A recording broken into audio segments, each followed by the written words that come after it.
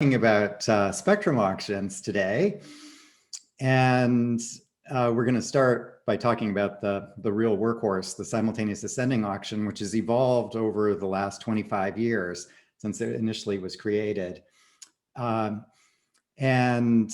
actually, what I was just pausing for was there's another auction, an FCC auction, which is our communication regulator at the Federal Communications Commission.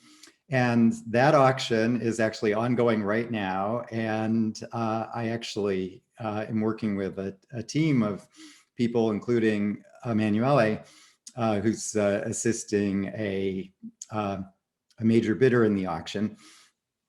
And it's an interesting auction because it is an auction, it's called RDOF, which stands for the Rural Development Opportunity Fund. And what the FCC is doing is trying to support rural broadband areas in the United States where high-speed broadband is not economic for a private party to provide service.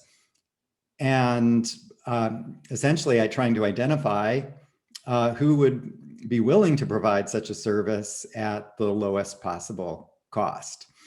And so what this auction's doing is the FCC has a budget of $16 billion that they're allocating, and they're going to try to buy as much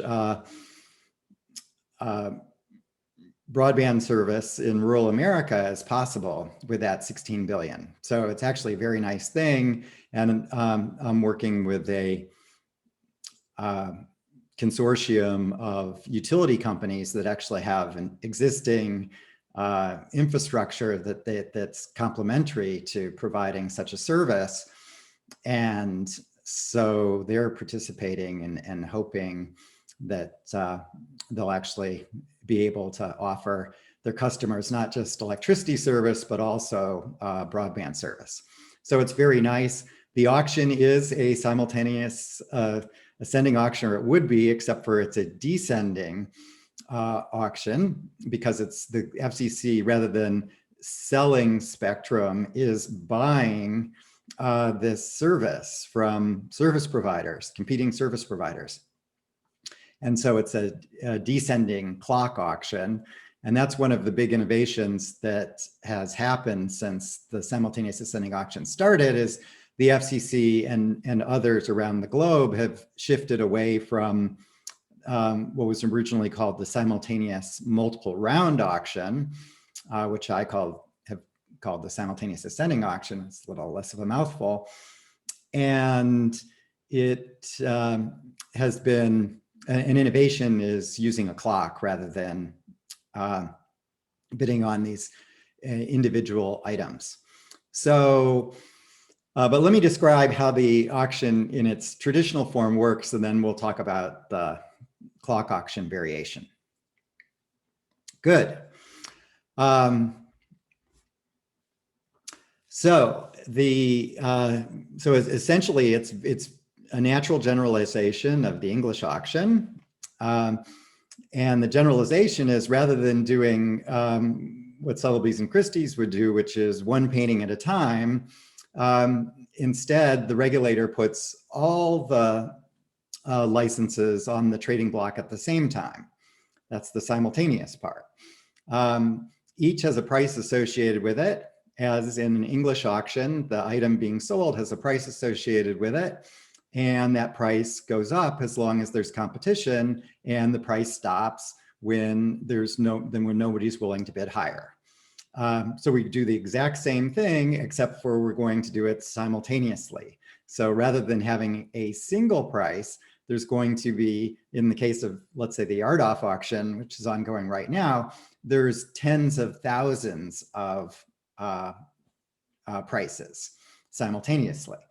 And because there's, there's lots of little different teeny rural areas in the US, and the FCC, rather than having a nationwide license, so in Germany, most of the auctions have been for nationwide licenses. So you'll have multiple licenses because the spectrum will be split into multiple, they may have 100 megahertz of spectrum and they split it into 10 lots of 10. But in the United States, being so vast, we conduct regional auctions, and for some things like mobile communications, those regions can be quite large. So there might be a few hundred in the United States. But in this case, where we're identifying a rural provider, the view is that the economies of scale are not so great, and local expertise might be important, and so split it up very finely and identify. So there's actually tens of thousands of different areas that are up for auction in the current auction. And the nice thing is it doesn't really make any difference once you go. I mean, if it's an auction for 30 items, then you can have each of the items fit nicely on a computer screen. If it's hundreds of items, it doesn't fit on a computer screen. Same thing if it's tens of thousands. And so it's all scalable. It doesn't really make any difference. Once you get beyond 30, then there's really no difference between 30 and 30,000. It's just rows in a spreadsheet, and it doesn't make any difference. Excel doesn't care. I don't care whether it's got 100 rows or 100,000 rows. So that's a very nice thing, and of course we're using bidding tools to help us guide our bidding, and essentially algorithms that will, as prices change, will help us decide what we want to bid on. But the basic process of this simultaneous ascending auction is, just as I described, the prices will ascend, and the auction will end simultaneously when no one is willing to bid higher on any item. So you could have items that don't receive bids for a long period of time, but then after a while, some other prices go up to a point where somebody wants to shift from this very high priced item to this lower price item that no one's bid on for a long time, and that can go up. So all the prices are moving up. That's the thing, it's got this monotonicity. The prices only go up, and they go up anytime there's a bid, and they go up a discrete amount, the bid increment, which typically is around 10%. And so this thing's going to eventually end. It might take a long time. And this is where the clock has an advantage, because the auctioneer can manage the pace of the auction in a much more effective way with a clock rather than with the bidding on individual items. So that's one of the big advantages of using a clock. And the other thing that we do, which Germany doesn't yet do, but hopefully they will at some point in the future. So as I said, there might be 100 megahertz for sale in Germany, split into 10 blocks, and of 10 megahertz each, totaling 100 megahertz. And so what they do in Germany is all those lots are generic or abstract, in that you don't know actually the exact location. The auction's going to determine the quantity that you win. So maybe there's 3 bidders bidding, and it ends up they split it 3, 3, 4. So one guy gets 4, and then what happens is then later they assign the spectrum so that each of the bidders gets contiguous spectrum, which is what you want from a technological perspective. So in essence, what you're bidding for is the number of contiguous lots in a modern auction. and you would do this with a clock. And in this case, we could have a single clock because all these 10 items are identical. And so we just have a single price that goes up and you bid the quantity that you want. Now, that's not what happens in Germany right now. Germany adopted the original rules, which is the simultaneous multiple round auction, where there's actually 10 items, 10 prices, and you're bidding on these individual 10 items. And so let's say you wanted 4, then you would just need to be the standing high bidder on 4 of those.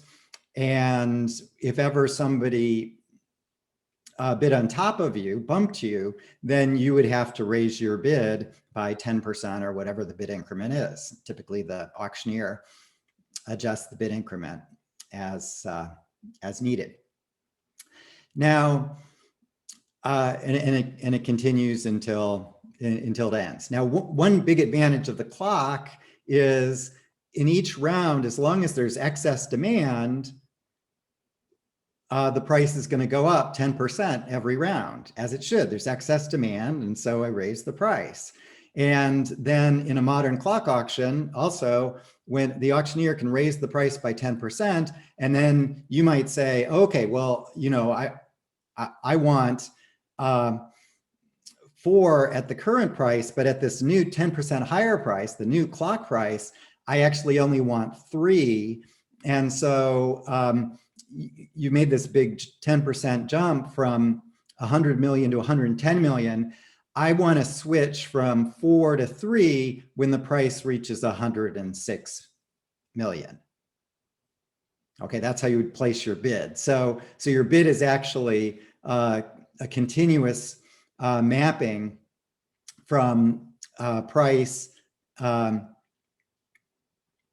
into quantity. And so it just has a step at this 106 million. Okay, but that doesn't happen in Germany in the simultaneous multiple round auction. What would happen is at the price of 100, there's actually all these different prices, and you're 10 different prices, and there's no requirement that they be the same, even though the items are identical. So you would think that arbitrage would lead the prices to be identical. That would make sense, but it actually can't happen. And so there's all this game playing, and there's great communication possibilities too, to signal various things by the way you bid on these 10 individual items that are actually identical. And Germany does this with full transparency. So it's very easy for the bidders to signal through their bids, and that can reduce the efficiency of the auction. And I suspect you're wondering, why does the German regulator do this? And the reason is because the incumbents like it. And so when I say that they do something more modern, the incumbents say, well, we're very happy with the way things are. It's tried and true. You've been doing this since since the 1990s, and so you should continue to do it the way you're doing it. And that's the inertia of the status quo. So that's the way it is. But hopefully they will modernize at some point, and probably they will after there's some sort of disaster. But so far they haven't decided to do that. Now, in an auction like this, preparation is incredibly important. And so both the regulator and the participants need to prepare. The stakes are very high. This is something that for the businesses, it's the lifeblood of their business. Without the spectrum, they can't provide a communication service. So it really is essential. And for the governments too, there's good ways to do this and bad ways to do this. And it's easy for governments to make big mistakes. And I've seen a lot of them. So here's just one example. This is Italy's 4G auction, which took place in 2010. And this broke the world record in terms of the number of rounds. As I said, it can last a really long time, especially if you're using the old technology. This one lasted 470 rounds, 22 days. It's a $5 billion auction. So it's a significant auction, or I'm sorry, 4 billion euros. So not actually quite 5 billion, but close to it at the time.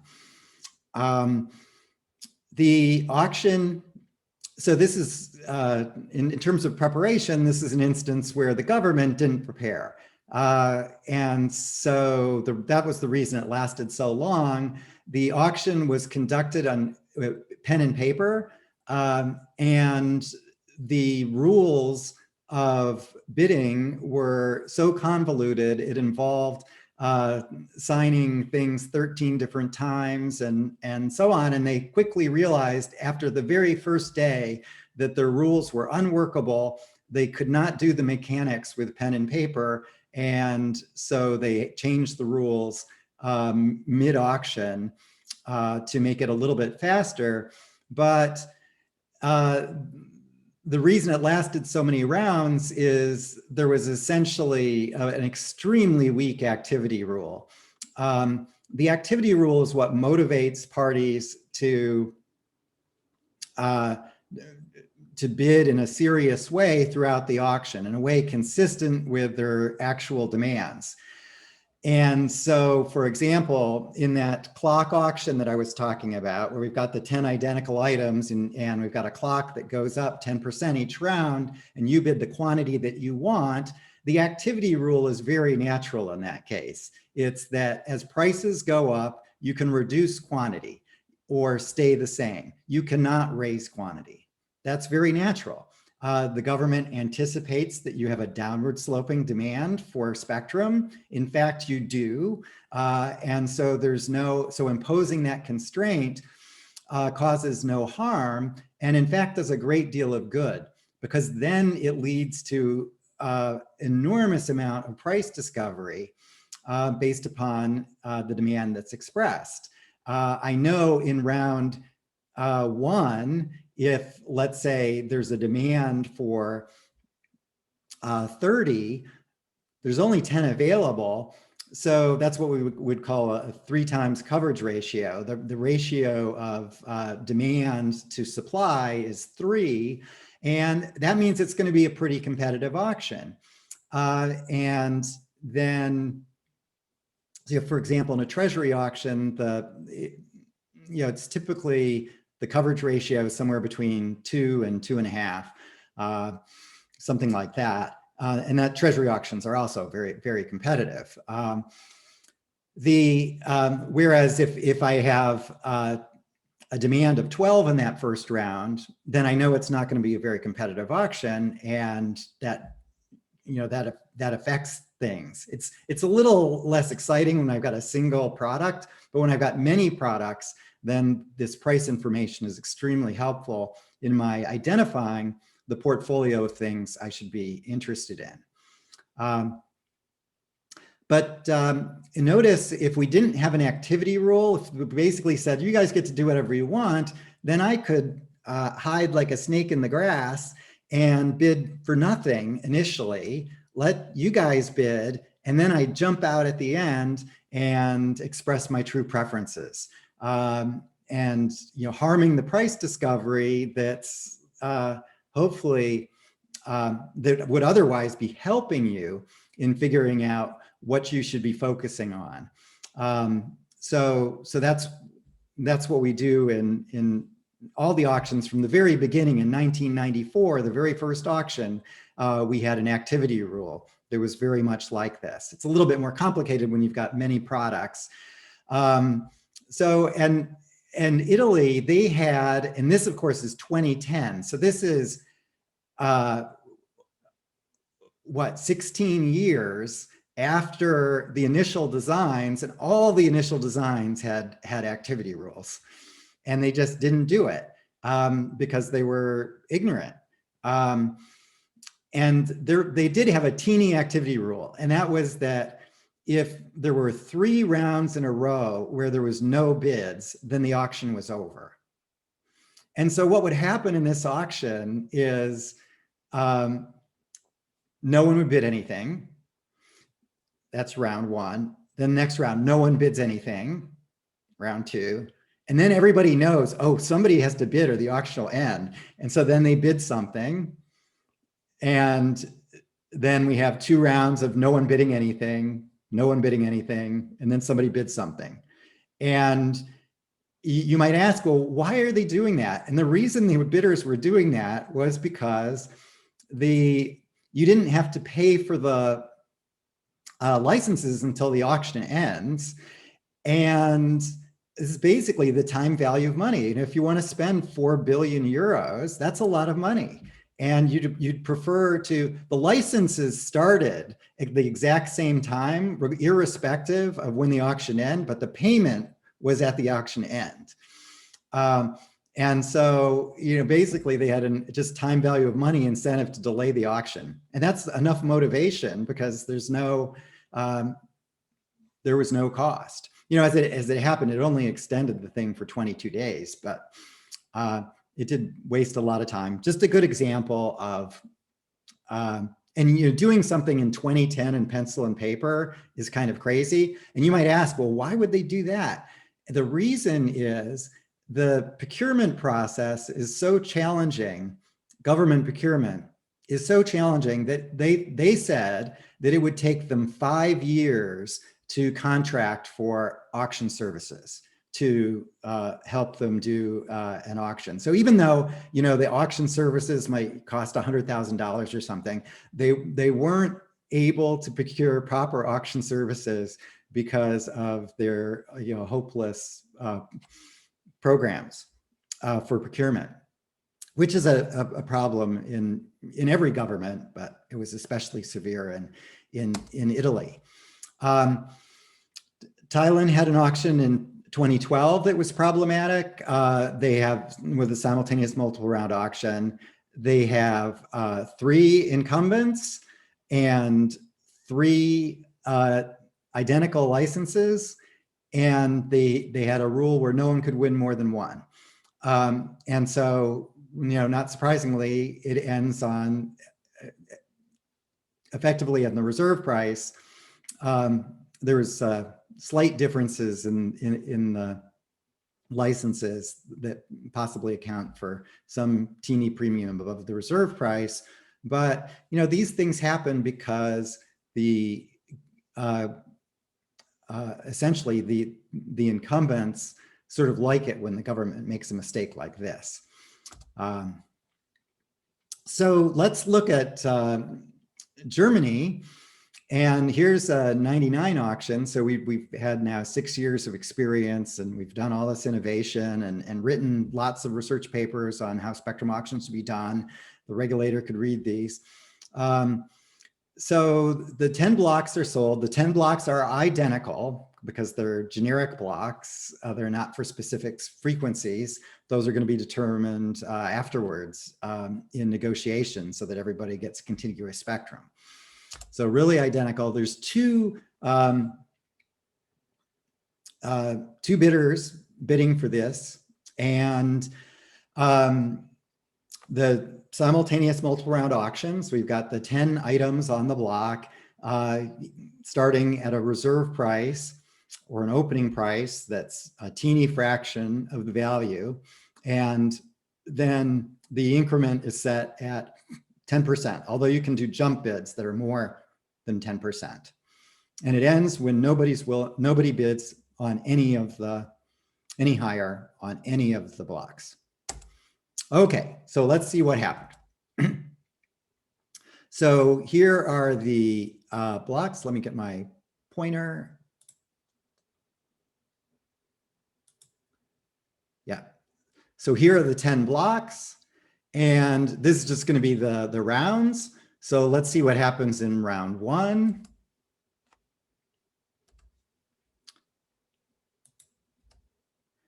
Okay, so round 1. So the 2 bidders are telecom and management, which I'll denote M and T for telecom. And first round, telecom's the high bidder on all 10.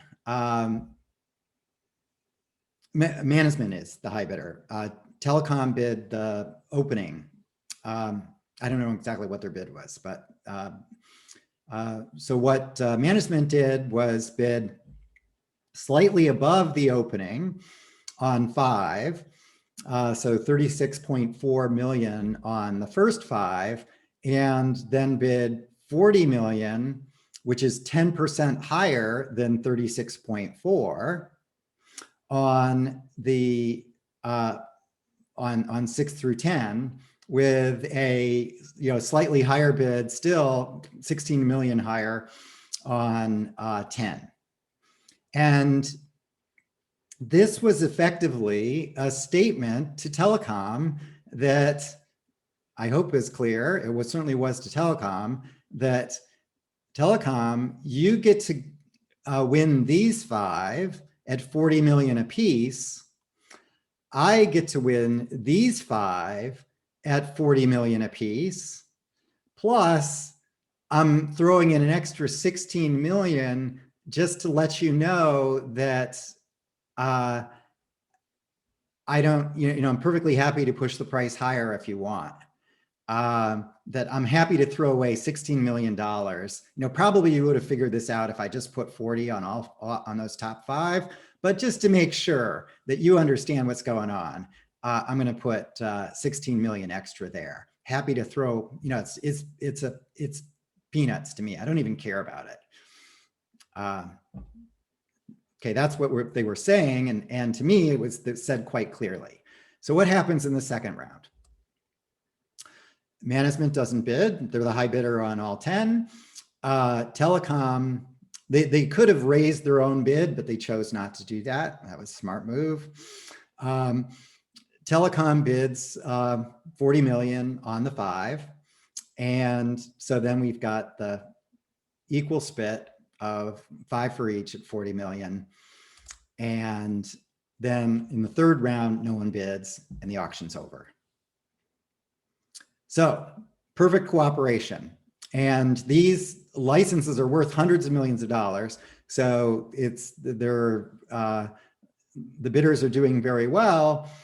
And you can see that, you'd think, well, this would cause some amount of embarrassment by the regulator, since the regulator had the technology to do a proper auction, but chose not to, allowed this bid signaling to occur. And it's, to me, this should have been in the news, front page news, that the regulator used this auction design that let the bidders easily signal a split of the spectrum among themselves, essentially, which is total, it's upon the regulator to establish the market rules. The participants then need to bid consistent with those auction rules, which is exactly what the participants did. So the participants, if they did anything other than this, then I would be, screaming as a shareholder, you're not representing the shareholders' interests. It's sort of obvious what you should do in this case. And so just, go do it. So, this is definitely on the regulator and not on the bidders. The bidders did not behave badly. The bidders behaved properly. They just were given rules of the game that allowed them to take advantage of the situation. That's my view anyway. As a market designer, we've got to design the rules of the auction so that the winner, when the bidders act in their interest, the outcome is achieves the objective of the auctioneer. So it's efficient, transparent, all those nice things, simple, fair. So, and as I said, that this is easy to fix with the modern simultaneous clock, which is what we do now for all the auctions in the United States, and have done for many years. It was something that I was arguing for about 20 years, or more than 20 years, actually, since 1996, I think. but it finally got adopted about 5 years ago at the FCC. And but the improvement, so the switch away from this transparent, full transparency, so that you could easily signal with your bids, that was eliminated very early by the FCC in, I think it was in 1996 or right around there. And in fact, I was advising the US Department of Justice Antitrust Division on the matter, as well as advising the FCC on what to do about it, which is very straightforward. You just don't, you show aggregate bid information, but you don't show individual bids. And that was the fix that ultimately got adopted. Okay, so now I want to, that's the simplest auction and simplest settings, and often that's all you need. The way I look at auction design is we've got a whole bunch of different auction formats, each tailored to solve particular economic problems. And you want to use the simplest tool that you have that does the job. So you don't need to get out the, so I just think of it as I've got this knapsack of tools, and I reach into my knapsack and I pull out the appropriate tool for the job. Now, at some auctions, the economic problem is extremely difficult. And in particular, auctions where we're not just auctioning substitutes, as I just described, where I've got 10 identical items, and the question is, how many should I get? And it's essentially, they're all perfect substitutes. So in more broadly, I'm going to want to, I'll be buying spectrum from multiple bands often. So we'll have these multi-band auctions. There will be technical constraints that I need at least this much spectrum in order to satisfy my business plan. Below that much spectrum, then I can't service the customers with the quality that I would like. So that's a complementarity. And there's even more extreme complementarities, and the economic situation for which this next auction design, the combinatorial clock auction, was developed, was actually in instances where the regulator didn't even know what technology the bidders were going to use, and the spectrum needed to be structured in different ways based upon the technology. And so the situation was actually in the UK, where it wasn't yet decided whether it would be LTE or let's see, maybe it wasn't LTE at the time, it was GSM versus using paired spectrum versus WiMAX using unpaired spectrum. And there was a sort of a debate about which technology was going to dominate. And so the regulator wanted an auction design that would enable the auction to determine not just the quantity that each won, but how the spectrum would be organized in terms of paired and unpaired based upon the bids of the parties. So then we actually have very extreme complements, and the standard simultaneous multiple round auction would not work very well in that setting. It would expose the bidders to winning some of what they need to put together their complementary package, and that would be unworkable in that circumstance.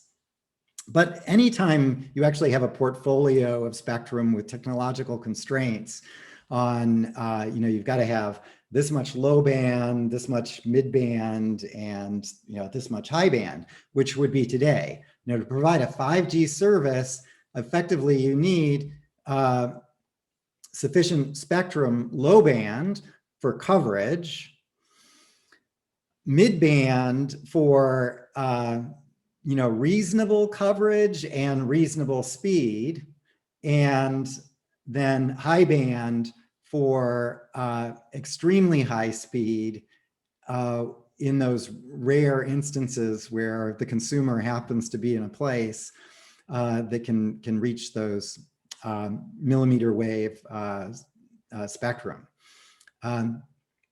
Because what happens is over the, as you go from the low frequencies to the extremely high frequencies, the propagation characteristics change quite a bit.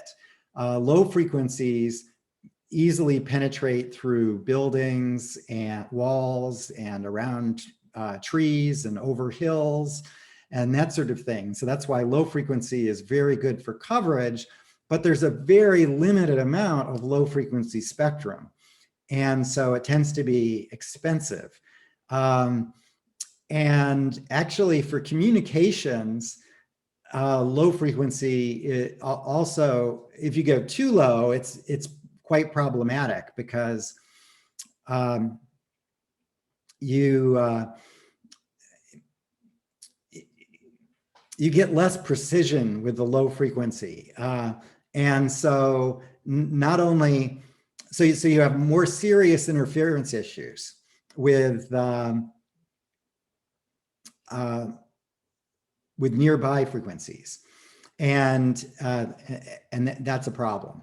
But still, the ideal, so there's basically this spectrum that's between 600 and 1000 hertz, which is very good for low band. That's the low band frequency. And that's very good for coverage and provide a base layer, but it's not going to be what's giving you, very nice fast downloads and video and that sort of thing. But it's excellent for that base layer. Then you've got the mid band, which is 1,000 to maybe 3,000 hertz.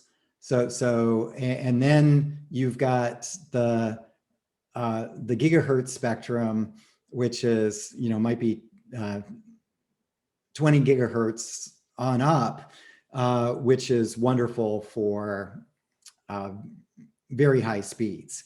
And 5G makes use of all three bands, broad bands. And as a bidder, you want to have, or as a provider, you want to have a portfolio of all three.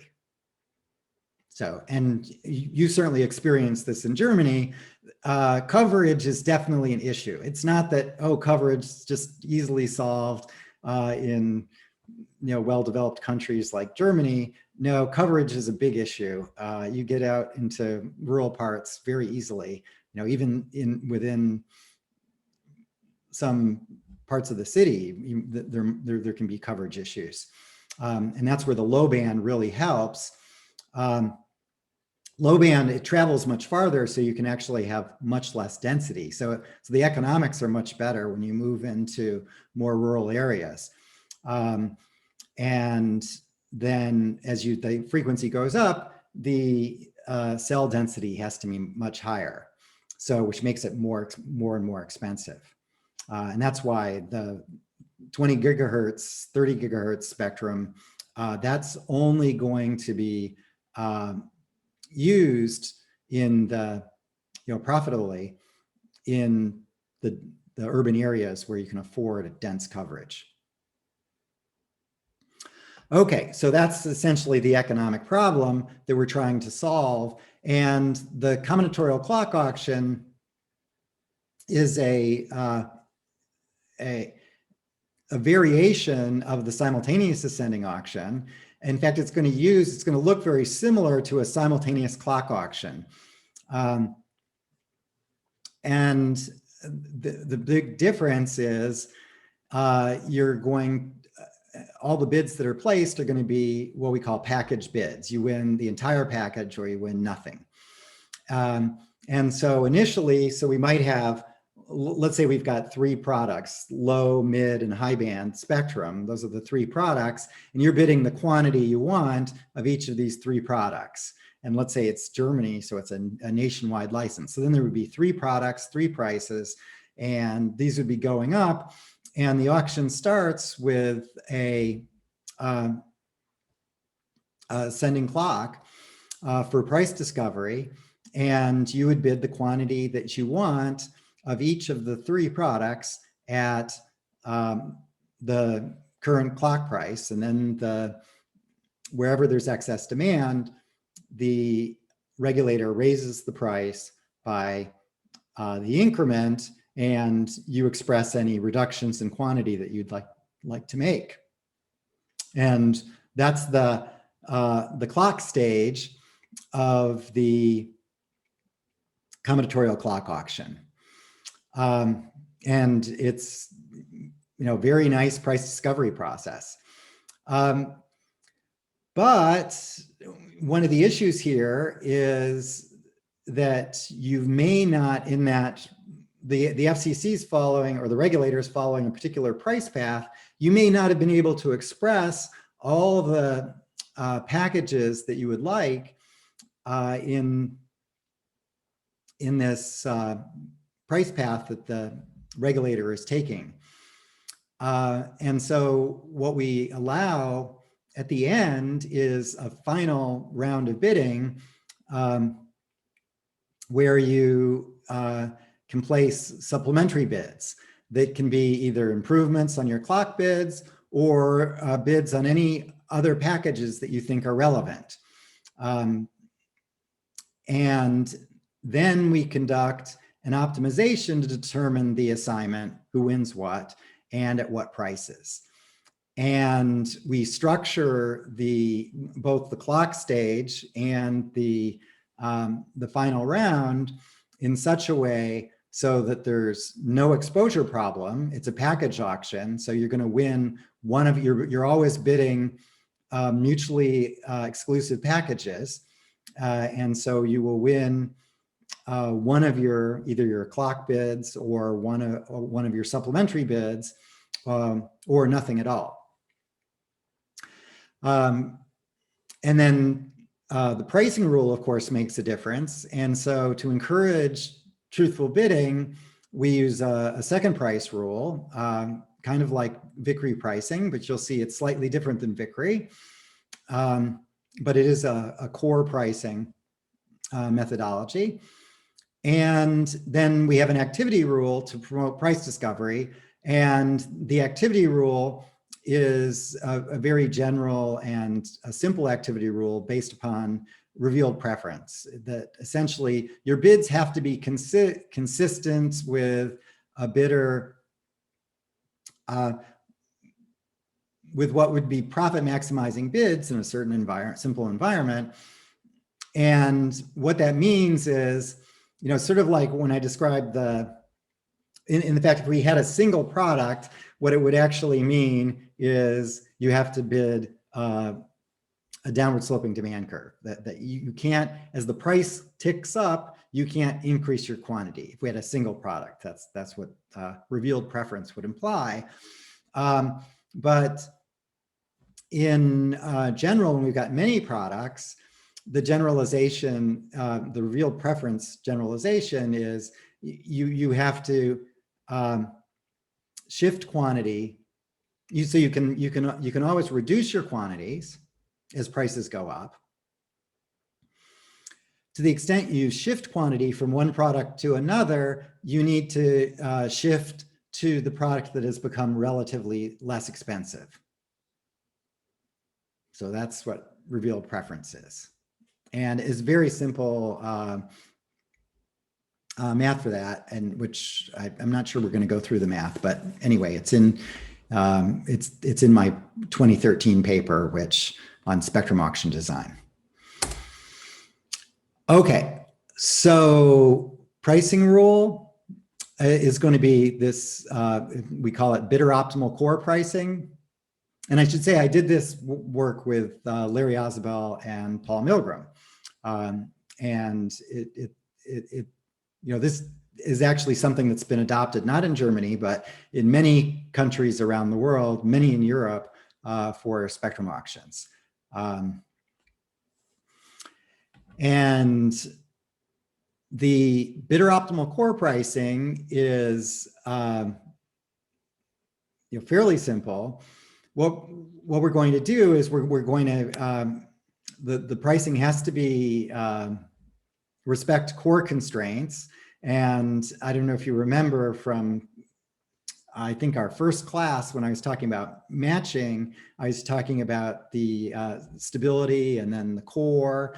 And the core constraints would be that there's no subset of bidders that could come together and do better on their own than, you could propose a better solution to the regulator than the assignment that they have. And better from the regulator's point of view would be willing to pay more for the same thing. So what we're going to do is minimize payments subject to core constraints. And the idea of minimizing payments subject to core constraints means that that minimization means that we're going to distort the incentives the least away from truthful bidding. That's the purpose of that. The assignment and payments have to be in the core, which means efficient. The outcome has to be efficient, which we want. So the value maximizing assignment, and it's unblocked. No subset of bidders offered the seller a better deal. Okay. So this is very much a smart market where we're using optimization in order to determine prices and assignment. When working in combinatorial auctions, it's absolutely essential for any reasonably sized problem to use the power of today's computers and algorithms in order to solve these optimizations problems. Fortunately, these are standard problems that are easily expressed in solvers like Gurobi or Cplex. So what we do here is we actually have to be clever to make this thing solve quickly. And so what we do first is we solve what's called the winner determination problem. That's the finding the efficient assignment. So that's the easy step. The harder step is finding the prices. And to find the right prices, the next thing we do is find the victory prices. And finding the victory price is actually pretty easy. It's just solving the winner determination problem originally, and then pulling one bidder from the auction and solving that. And we do that for every bidder. So we do that n times for every bidder, pulling the one bidder to find, because we're going to find the opportunity cost of their winnings and that's how we're going to calculate the victory prices. So then we've calculated the victory prices, and then we just ask, is that outcome in the core? And to do that, we do an optimization, a linear program optimization to find the most violated core constraint. And if there is no violated constraint, then the optimizer is going to tell us that, and we would be done. The victory prices would do the job. But if there is a violated core constraint, that is, there's some subset of bidders that offered the seller a better deal, then what we're going to do is add that constraint and rerun the optimization. And we keep doing that until there is no violated core constraint. Now you might wonder, why are you doing this method? And the reason is this is a standard technique called constraint generation. And the reason is we have an exponential, for a large problem, we have an exponential number of core constraints. We have to look at all the possibilities, and that grows exponentially in the number of bids and the number of bidders. And so, basically directly solving that problem is impractical. And yet what happens in practice is there's only going to be, often there's 0 violated core constraints. The Vickrey prices happen to be in the core, and we're done. Sometimes there's 1 or 2 or 3 violated core constraints, but that's it. So even these very large problems that have an exponential number of potential constraints, none of them are violated, or very few of them are violated. And so I just do the optimization, adding the most violated constraint until there are no more constraints that are violated. And that's why that works so fast. It turns out that we will, the tie-breaking rule with respect to prices is going to be important. It's not going to be, this strange knife edge case where there could be a tie. As you'll see, the tie is going to be pervasive. And so the tie-breaking rule that's been used pretty much everywhere from the beginning has been this minimizing the distance from the Vickrey prices. So Euclidean distance. So you just pick the prices that are closest to the Vickrey prices. And that is unique, as you'll see in the example. And the example is completely general. Okay, so here's our example. So there's 2 bidders. I'm sorry, there's 5 bidders, 2 items. So 2 items, A and B, and 5 bidders. So it's very, this is a very small problem, and it's good to do it that way so that I can solve this problem in my head, and you get to see what's going on. And so that'll be very nice. But if, in effect, what's going on is, this is a very nice example because it really illustrates all the phenomenon that's taking place. If I did one that had 1,000 items and 500 bidders, it would, everything you see here would appear there, and nothing new would appear in the much larger example. Okay, so here I've got our bidders, and bidder 1 is just interested in A, bidder 2 is just interested in B, bidder 3 is interesting because they view A and B as complements. They're not interested in either A or B alone, only A and B, to the package A and B together. And bidder 4 just interested in A, bidder 5 just interested in B. Okay, so the first thing that would be fun to do would be to let's consider that this would be, first actually, what's the efficient assignment? That's the step 1. So, one thing we could do is award, clearly it's better if you're going to award A to a single bidder, you want to award it to 1 and not 4. And similarly, B should be awarded to 2 and not 5. So one possibility is awarding 1A to B and generating 48 in social value. That's one possibility. The only other possibility, after rejecting these guys as winners, the only other possibility is having bidder 3 win both, but that generates 32 rather than the 48. So clearly the efficient assignment is bidder 1 gets A, bidder 2 gets B. Okay, that's clear. Pricing now, okay, so that's the first step of Vickrey, is the assignment, efficient assignment. The second step is pricing. each is going to pay the social opportunity cost of their winnings.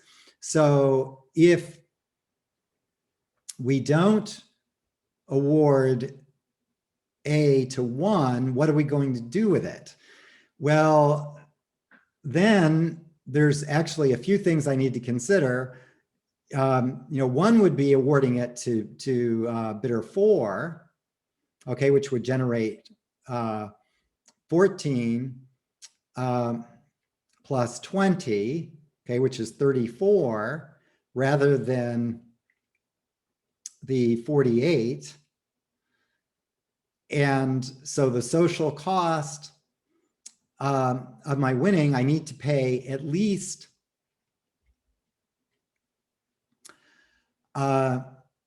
enough to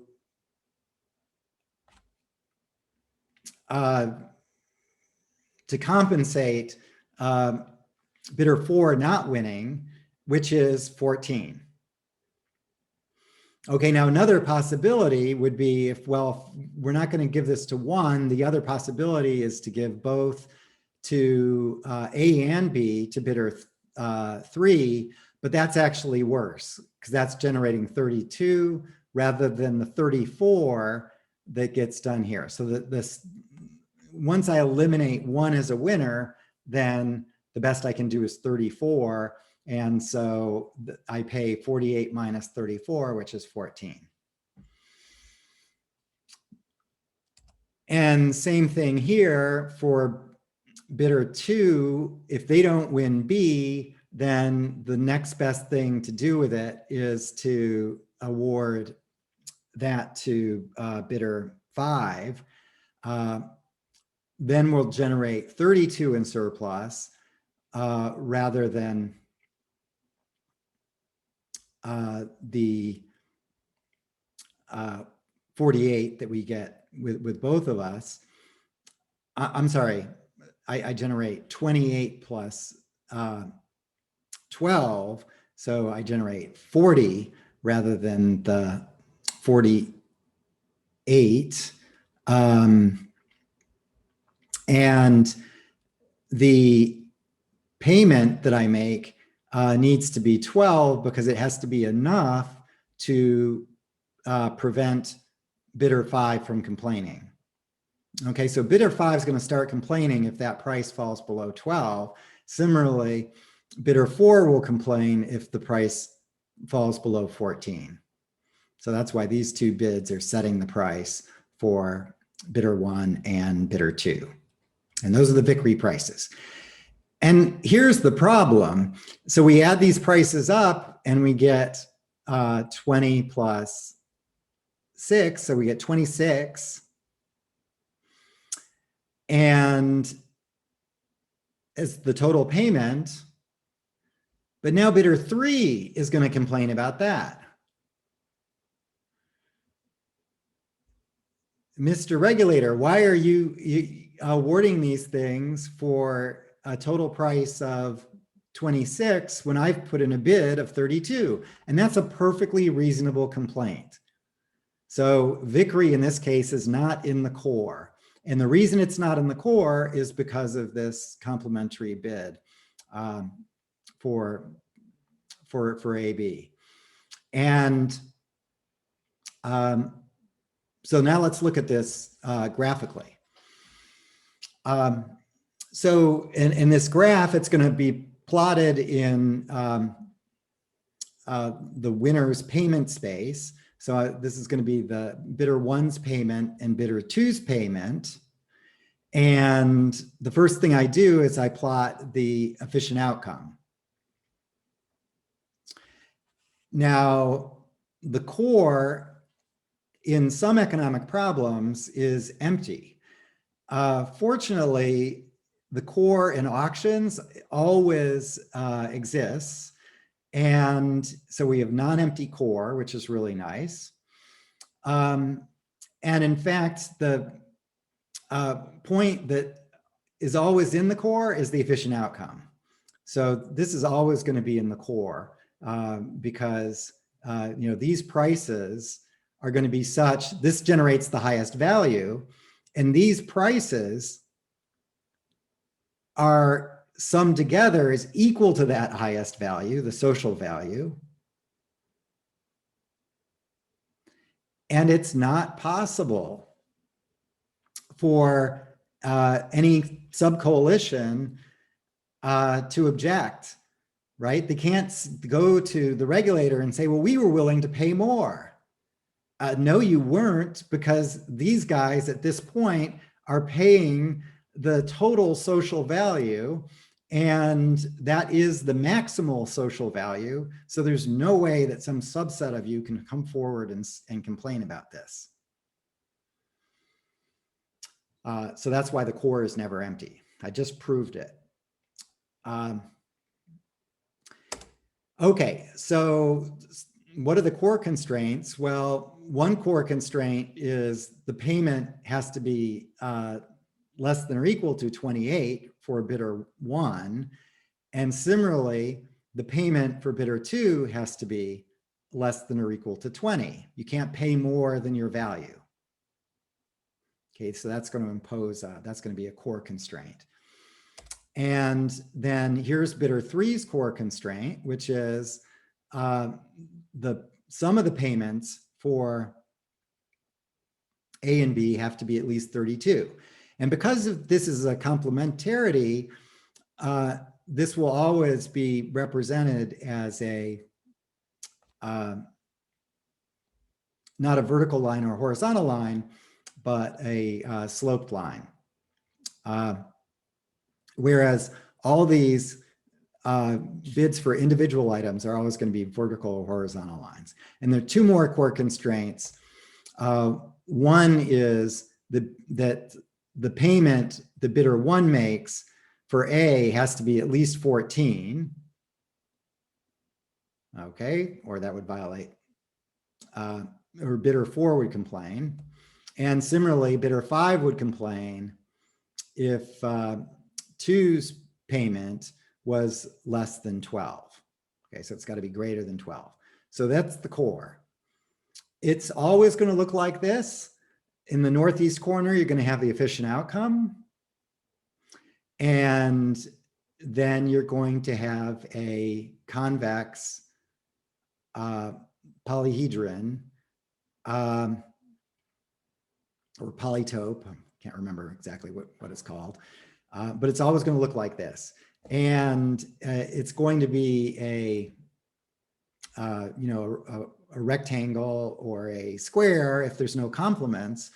But as soon as you have complements, then you're going to have some cuts through that rectangle that that chop off one of the corners. And now we can look at this picture and then also think about, well, what does the Vickrey pricing look like? And the one way to do it is as the social cost of your winnings.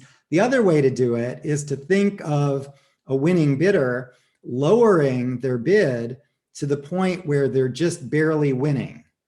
So that's the other interpretation, right? When I have a value of 100 and I'm the winner with the highest value and the second highest is 90, I can imagine, well, what if I just lowered my bid and the price that I pay is going to be just my lowering the bid to the point where I'm just barely winning, which would be 90. Okay, so in this case, where we do that bidder by bidder, asking the question, how much can each bidder reduce and still remain winning? And so bidder 1 can reduce all the way down to 14. Bidder 2 can reduce all the way down to 12. And that determines the Vickrey prices, which are always unique. That's, Vickrey prices always exist. They're always unique. That's wonderful. And we can see that Vickrey is outside the core because of this guy that has complementarities. That is the problem. And so now you can see that what we're doing to find these is unilaterally dropping prices. When we find bidder optimal core points, we reduce all prices, all payments, moving from here to here until we bump into the face of the core, the southwest face rather than the northeast, because we want to minimize payments. So the picture is going to look like this. We're going to jointly reduce as much as possible, okay, which is what I did. I just jointly reduced, and we get this point. So that's a bidder optimal core point. But notice there's a whole surface of bidder optimal core points, right? I can reduce them jointly in particular ways and end up here or here or here. I'm just going to be on this face. And that's why the tie-breaking rule is needed, because there's lots of possibilities. But a very natural tie-breaking rule is this nearest vicary. And you can see nearest vicary is going to be this point right here. And so that's what we do in practice. Now, actually, it's slightly, we do a weighted nearest victory. So big winners will pay more of a increment than small bidders. So you do it on a quantity weighted basis. So we weight quantities that you win, and that's going to be fairer. But that's the tie-breaking rule that's used in practice. And there's papers written on the tie-breaking rule. And yes, it does affect incentives, but there's no, best rule. Quite frankly, this works pretty darn well. It doesn't distort things that much because we tend to be very close to victory in practice. And so, manipulating your bids is actually quite challenging.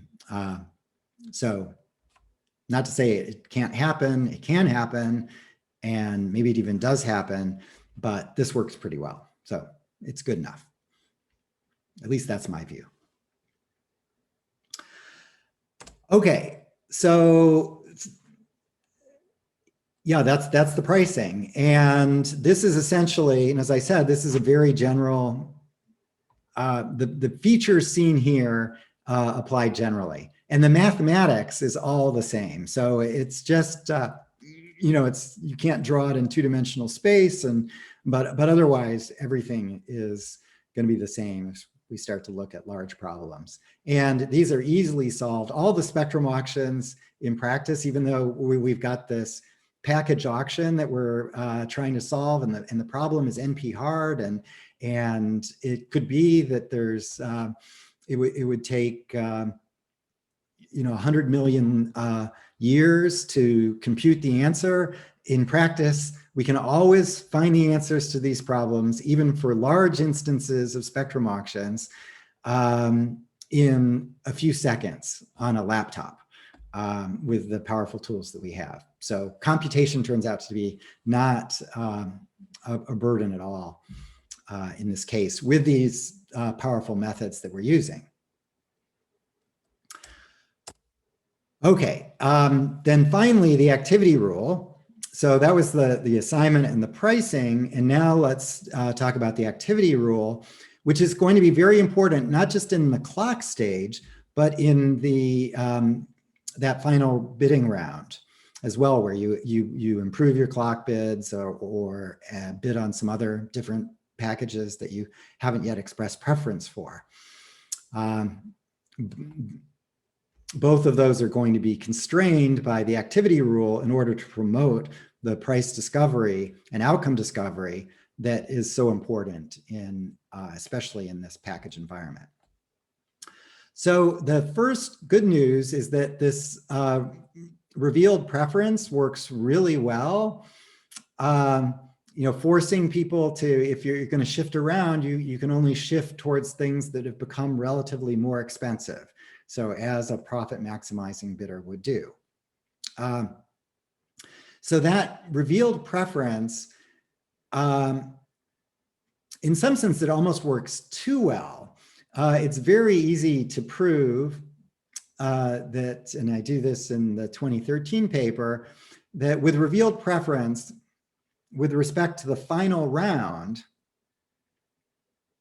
So if we're just applying revealed preference in the final round of bidding, if the clock stage ends with no excess supply, the final assignment equals the clock assignment. So there's nothing that just imposing that one, which is just one linear constraint on your bids in the final round, is enough to guarantee that there's nothing that you can do that would affect the assignment if we happen to end with no excess supply, which would be very natural if, let's say, we were in a world of substitutes. Then in fact, this ascending process would end with no excess supply if people were bidding truthfully. And because you'd just be making these, stepped reductions consistent with your downward sloping demand curve. Now, when there's complements, what can happen is you can have some big bidder that says, oops, at this higher price, my business plan doesn't work anymore. And so I'm dropping out of everything. So now I don't want anything. So that's a large drop. And whenever you have these large drops in quantity, there's a possibility that the clock auction will end with excess supply. So we'll go from excess demand, that's why the auction was continuing, to a point of excess supply because of a large drop, which you would do potentially because of complements. So this result here is both encouraging and discouraging. It's encouraging that then, that's incredibly powerful revealed preference rule. We can't change the assignment, but the bad news is because of the second pricing that we're doing, we can change the prices. And now that I know the assignment's not going to change, and with the second pricing rule, I can actually bid strategically in such a way that my bids in the supplementary round will not adversely affect my assignment or my own prices, but will affect your prices. And so I can engage in behavior that is intended to make you pay more, and that's potentially problematic. Now, there's ways to address this. And so what we've done in some auctions to address this is not reveal demand at the end of the clock stage. So they don't know whether there's excess or not. And so they don't know whether their bids will affect the assignment. And that strengthens their incentive. That gives them at least some incentive to bid truthfully in the supplementary round. Another thing you could do is not impose the revealed preference in the final round, but that's really sad because, in fact, the round where you do want to impose it the most, where it's going to have its most power, is in that final round. So I actually recommend something like this. And there's further improvements too, using generalized revealed preference rather than the simple revealed preference that we initially proposed, which is very similar and does a little bit better. So there are improvements here, and there's been many papers that have gone through and point out this problem of the combinatorial clock auction, which is very nice. I agree with it, but at the same time, they don't propose a solution to the issue. And the reality is, in such a complex environment, no auction design can be perfect. So all the there's always going to be these trade-offs, and there just will be no perfect design. So my view is that still combinatorial clock works very well in circumstances where you've got extreme complements and substitutes, and the structure of substitutes and complements is complicated. Then you probably need to wheel out the combinatorial clock auction with one of the modern variations. Alternatively, if you can get away with a non-package auction, such as just simultaneous ascending clock for multiple products, then do that. And the good news is the 5G auctions, they tend to occur in environments now where the participants have an existing portfolio of spectrum, and they're simply, this is incremental spectrum that they're adding to that portfolio. And as a result, the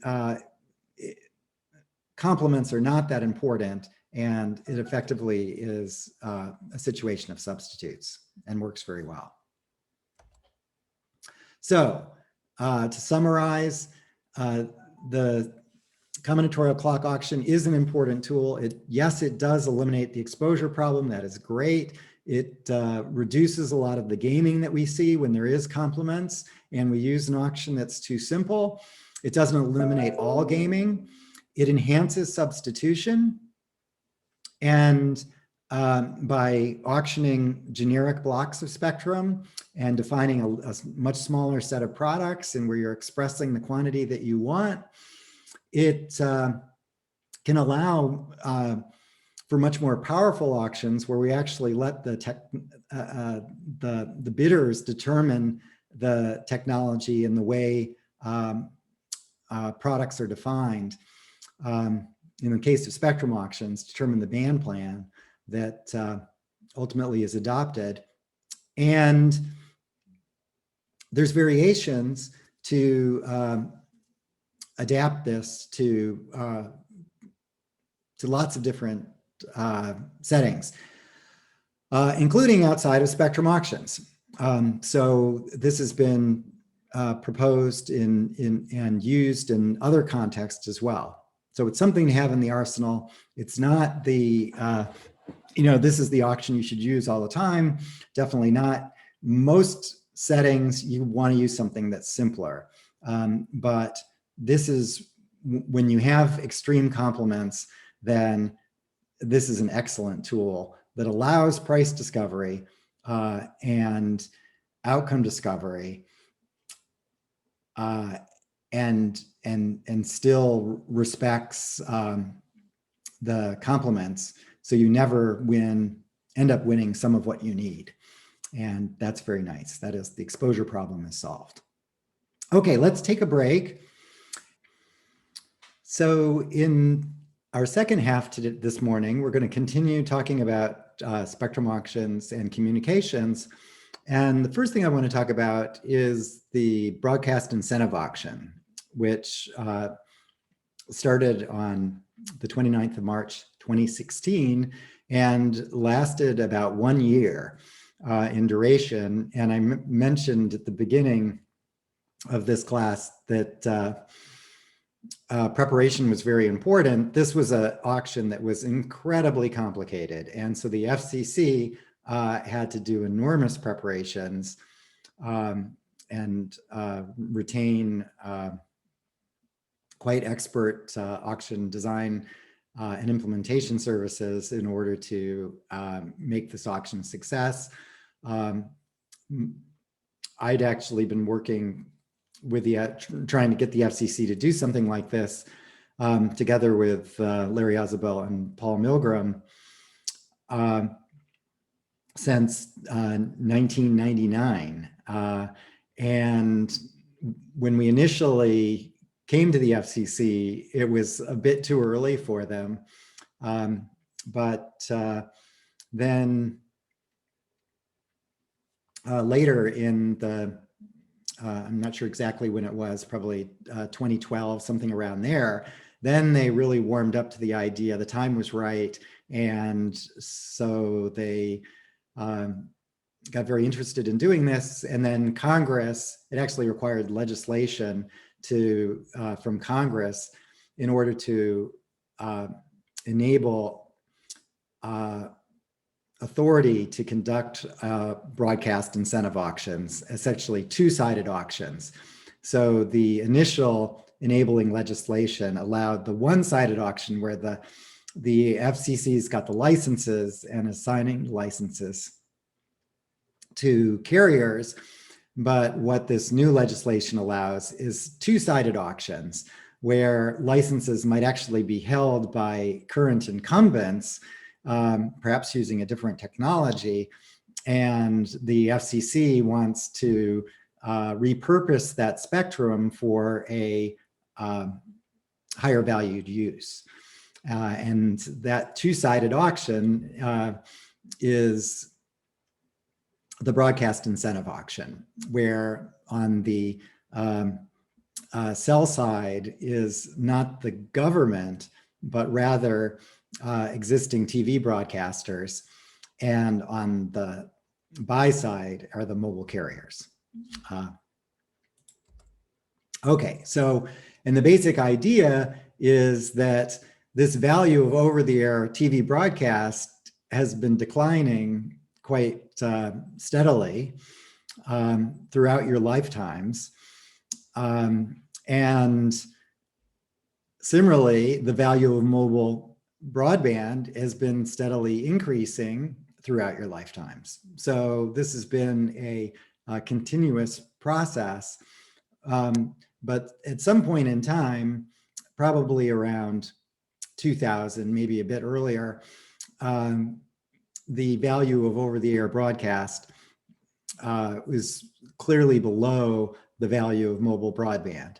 And so it made sense to repurpose the spectrum. And that's what this auction's about, is to basically capture this gains from trade by repurposing the low valued use to the high valued use. And just to be clear, many of us do watch TV content. So it's not necessarily the TV content that's the problem, that's going down in value. That might well be going up in value. But the way we get that content delivered to us is no longer over-the-air TV broadcast. There's many, Berlin, I think, completely eliminated over-the-air broadcast quite some time ago. And most of us in the United States, those that are I think today, most of us are getting TV content through broadband, that is through streaming services.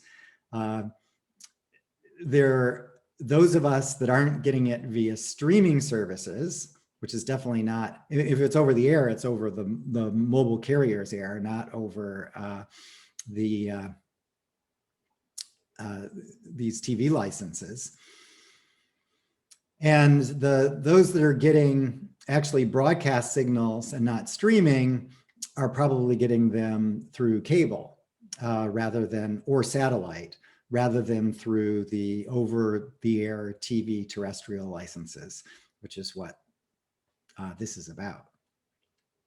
So it makes a lot of sense to transition the spectrum. One thing the government could do is just say eminent domain. This is no longer the greatest use, and so we're taking your licenses from you, and we're going to repurpose them to mobile carriers. And we're going to compensate you, which is what we do with eminent domain. We compensate you what the cost you're incurring because of our taking. Now, the problem is the politics of the eminent domain approach are quite problematic. The biggest challenge there is, what is the cost for the TV broadcaster? It's something the FCC doesn't know. And so the advantage of an auction is that we can identify the least cost way to repurpose this spectrum, and repurpose as much as makes economic sense. And so that's what the economic problem this broadcast incentive auction was to solve. So it looks, in this picture, it looks incredibly simple. So just run a clock auction where we've got a simultaneous clock auction where the bidders are bidding, the carriers are bidding their value of the spectrum, and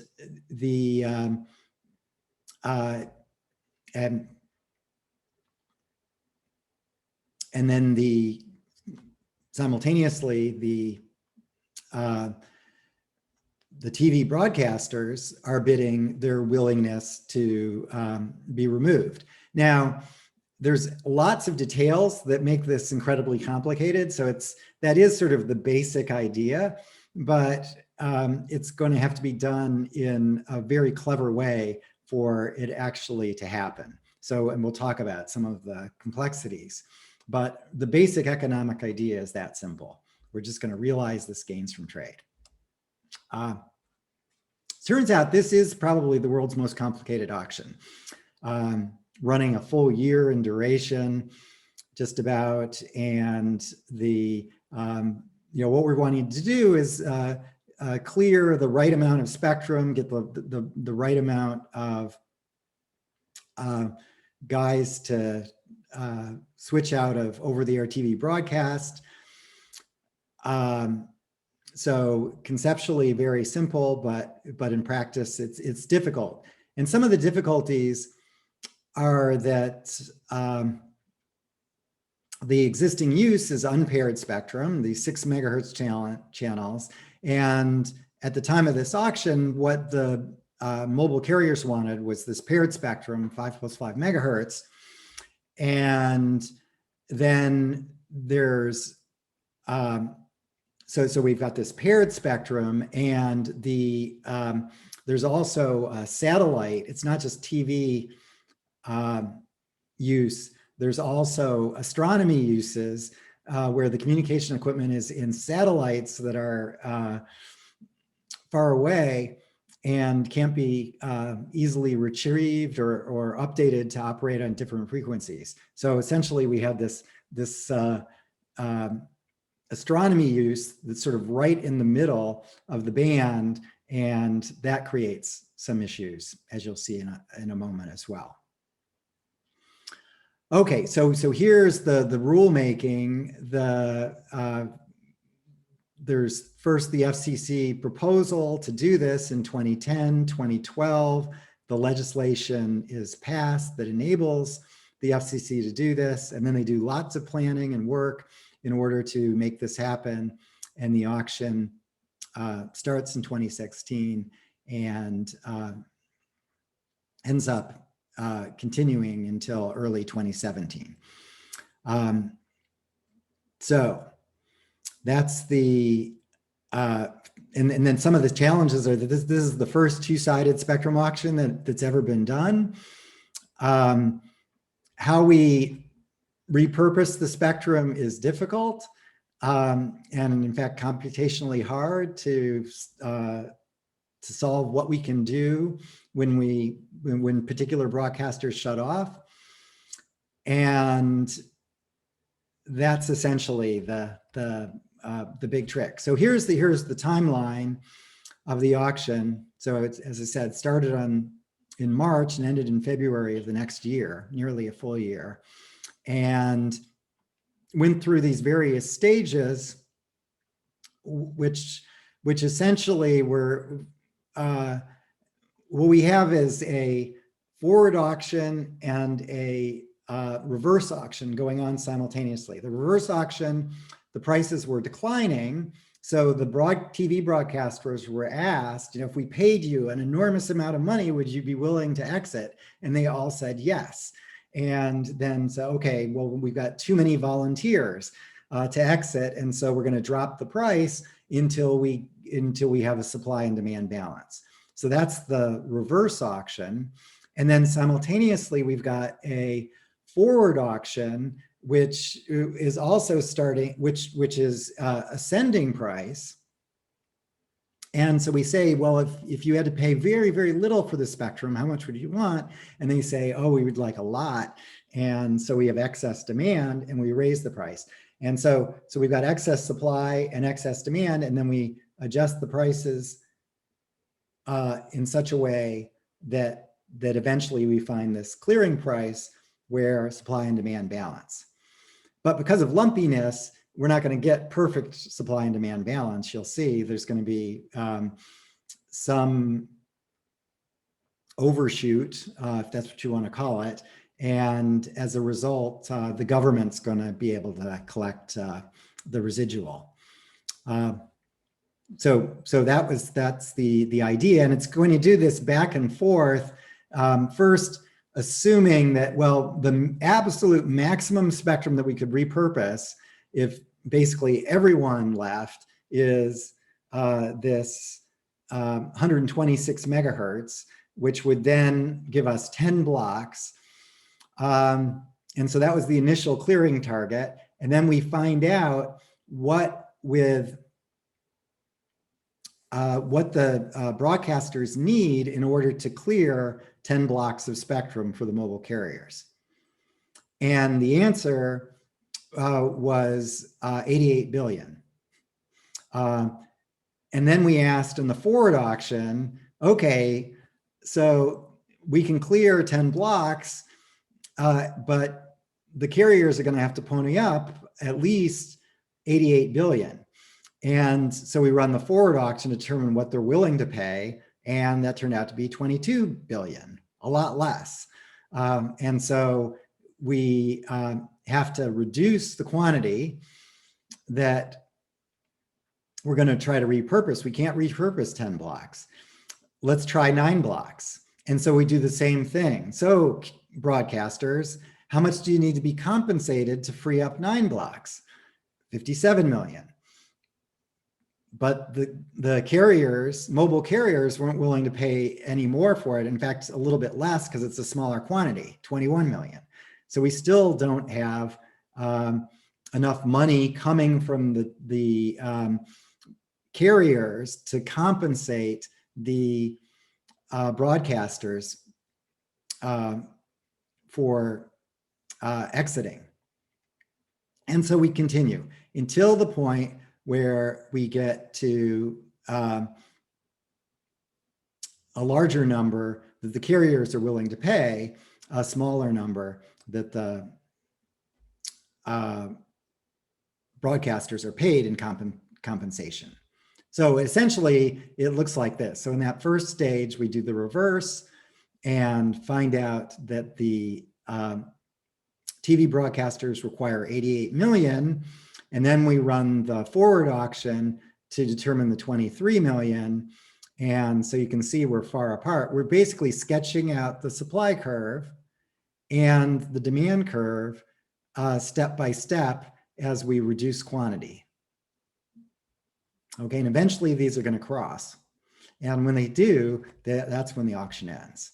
So then the next round, we're down to 9 blocks, and we're down to 57 here and 21 here.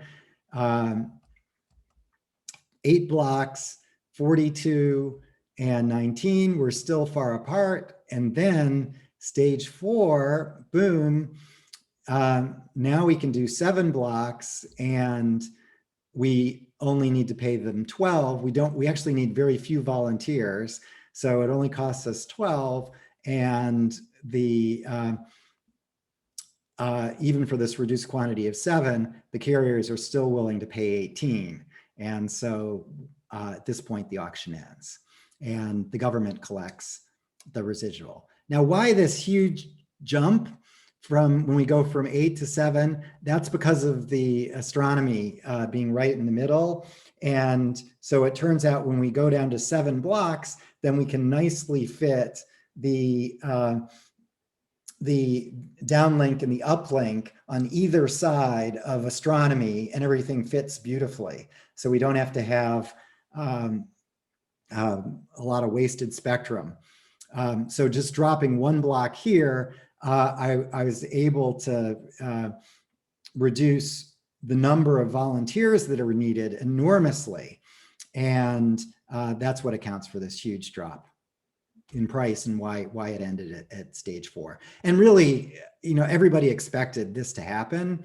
What was surprising actually was how weak the demand was from the forward auction all along. And that was because there's basically 3 providers in the US, T-Mobile, Verizon, and AT&T. And AT&T and Verizon were the 2, they were called the big 2. Now we've got the big 3, because now T-Mobile merging with Sprint is of comparable size to Verizon and AT&T. And what happened was AT&T and Verizon decided not to participate. Verizon participated not at all in the auction, and AT&T participated a little bit. And the reason is both of them had plenty of low-band spectrum. T-Mobile was desperate for low-band spectrum. They really needed low-band spectrum, and they're providing the 5G service on this low-band spectrum because it's got great coverage. And so that's the approach that T-Mobile is taking. And so this was absolutely essential for them, but not for AT&T and Verizon, who had plenty of low-band spectrum. Interestingly, both AT&T and Verizon lobbied the FCC furiously about how important this spectrum was to them and how T-Mobile should not be given any advantages in the auction, that this was, incredibly important for them. And they basically were misleading the FCC, quite clearly. And then it came time to bid. The FCC put in restrictions that prevented AT&T and Verizon from pushing T-Mobile aside or pushing up T-Mobile's price too much. And so once the FCC set those pro-competitive rules, neither Verizon nor AT&T had any incentive to participate in the auction, really. AT&T participated a little bit. They tried desperately to get out of the auction during the bidding. They pushed up T-Mobile's prices a little bit and then sort of had an exit strategy. And they weren't able to get out completely. So they ended up winning some stuff, and then they sold it all right after the auction. So it's clear they weren't interested in this low-band spectrum, that they had plenty already.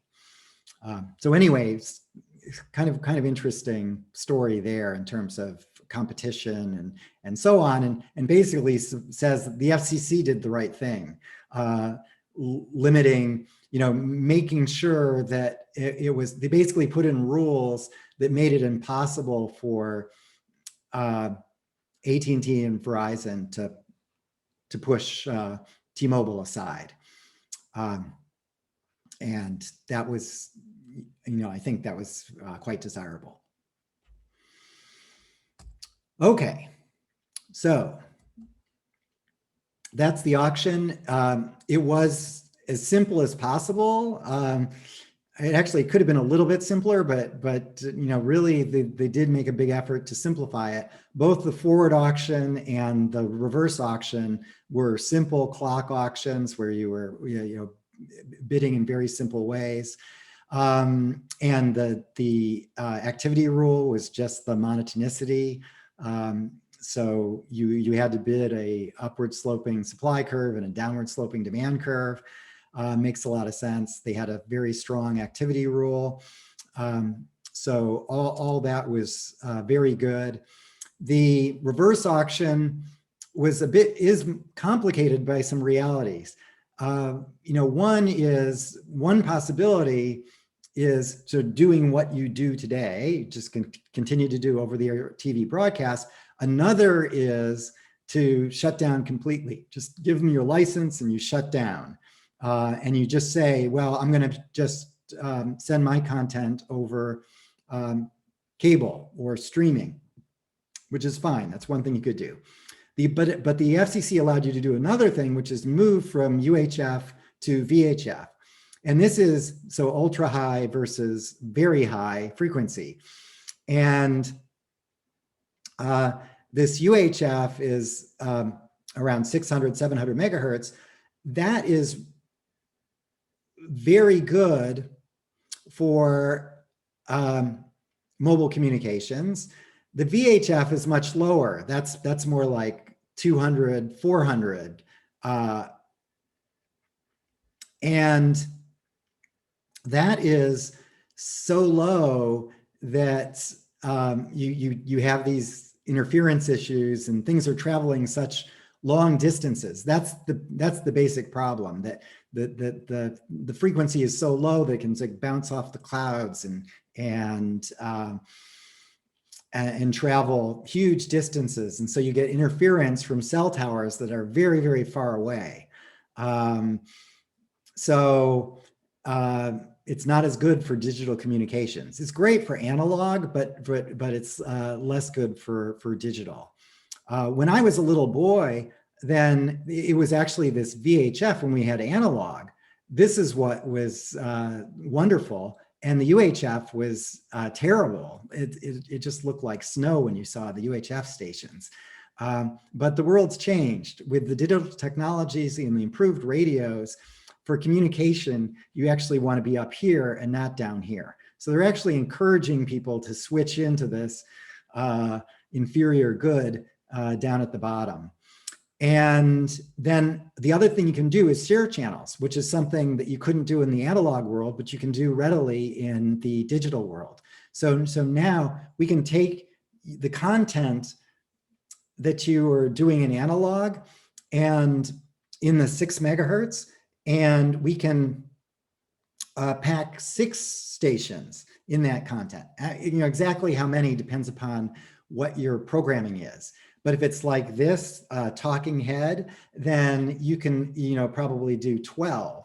If it's a football game, then or any kind of sports where things are moving quickly and you want high resolution, then maybe you can only pack 2 stations together, or maybe even just one, very ultra high quality sporting event.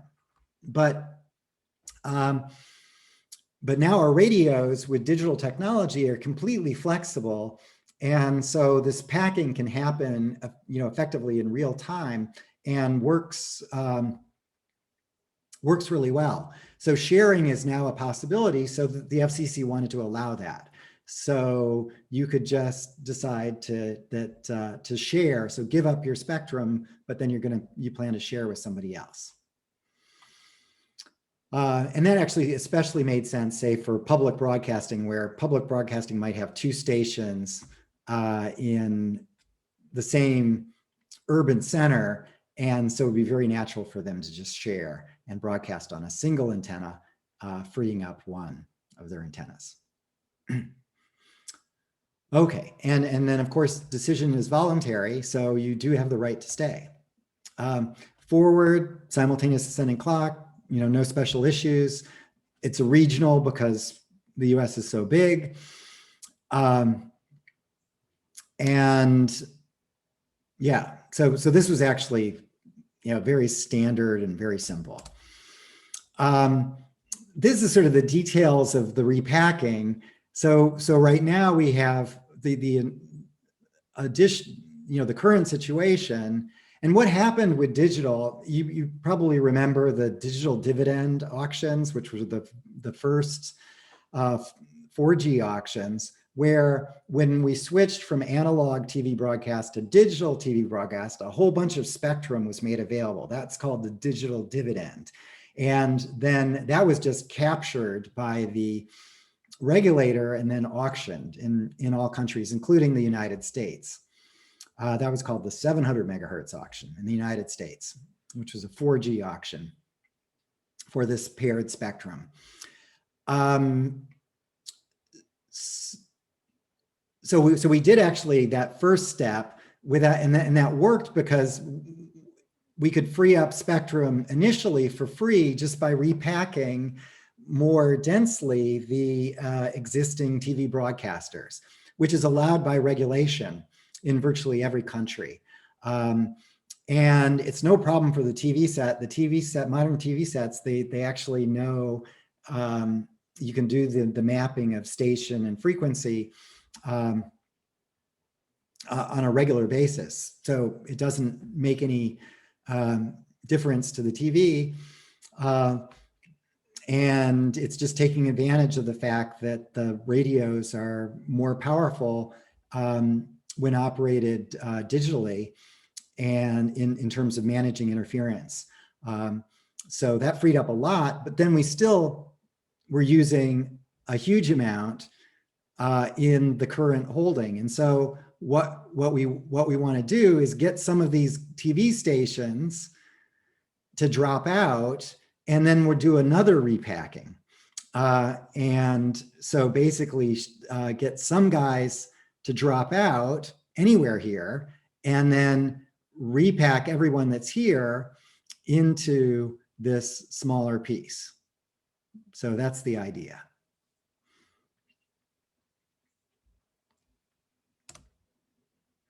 And here is the situation where we first started with, potentially you could have 12, 11, 10. They started at 10, and then it went to 9, 8, and 7 blocks, and so on. And this is where it ended, in 7 blocks. And now you can see why. So here's the astronomy, channel 37, which can't be moved because it would just upset, it would destroy all the science that's going on out there in outer space. We've got these satellites operating on this 37, and they can't be retrieved. They're out there past Mars. So, so this has to be left alone. And you can see when we went from 8 to 7, 8, to accommodate 8, we had to put some of this uplink on this side, and then have this huge guard band between the uplink and the downlink. And as a result, you're wasting a lot of spectrum with these buffers. But then you drop to 7, and all of a sudden, these 4 channels, I basically have 4 more channels that get freed up, 33 to 36. And so that's why it ended there. And this is, was quite predictable. But nonetheless, it's very nice having the auction determine it rather than the FCC just starting out at 7. This way we get the proof that in fact 7 is what made sense. Okay, and why is it so complicated? The biggest reason is that the repacking is this NP-hard problem. And so, because we've got thousands and thousands of stations. So here's our thousands of stations in the US and all the interference constraints. And so you basically have this massive problem that grows exponentially in the number of stations that are interfering. And as you can see, we can split the country. So here's the Rocky Mountains, which basically divide the country into the west and the east. And we can split the country safely into 2, but which perhaps given the current election we should, although we would want to draw the lines a little bit differently. But here, this decomposition into 2, east and west, is not really going to help, because this is the big massive problem, the east. The fact that something that happens in Miami, so a station shuts off in Miami, it sort of daisy chains and affects what happens in Chicago, all through this congested East Coast. So that's why the problem is so difficult. Nonetheless, there's very good algorithms for doing this repacking, which the FCC adopted. And there's actually many algorithms. And so the approach that they actually took was, we're going to just have a huge farm of servers. We're going to run all the algorithms effectively every round. It's going to be a horse race. And we're going to, whichever algorithm solves first, we're done. If we get into a situation where none of the algorithms solve, which is a possibility, then what we're going to do is just stop and say that, okay, we did the best we could.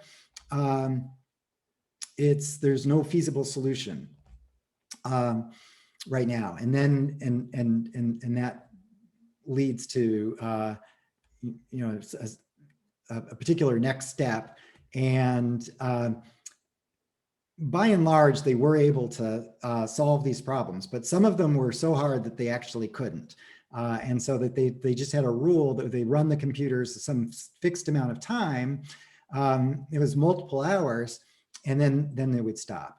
And I was actually, although my colleagues, Paul Milgram and Larry Isabel, were working with the FCC on this, in both the design and the implementation, I was actually not advising them. I was instead advising a bidder that had many stations around the United States.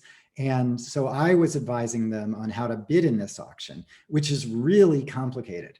So I actually simulated the entire auction, the FCC rules, and did all the this complicated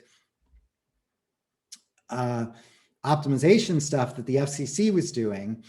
I did as well in order to figure out how the auction would work and how my bidders should behave.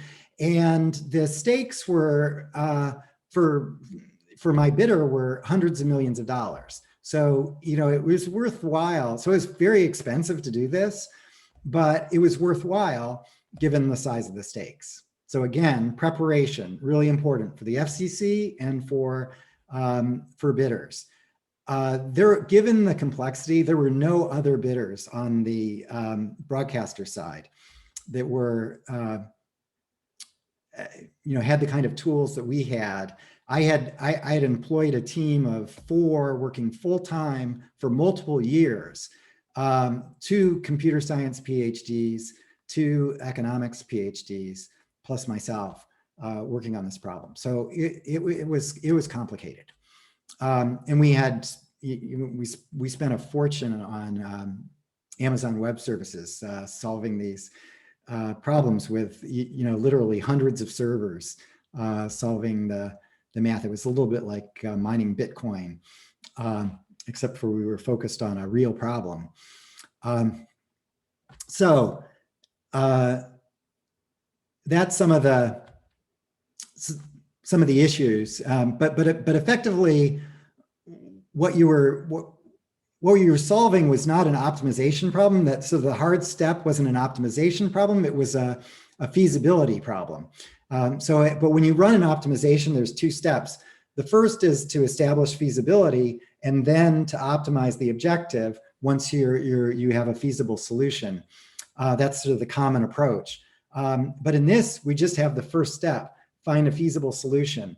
And we're basically finding is there a feasible solution to this many thousands of constraints?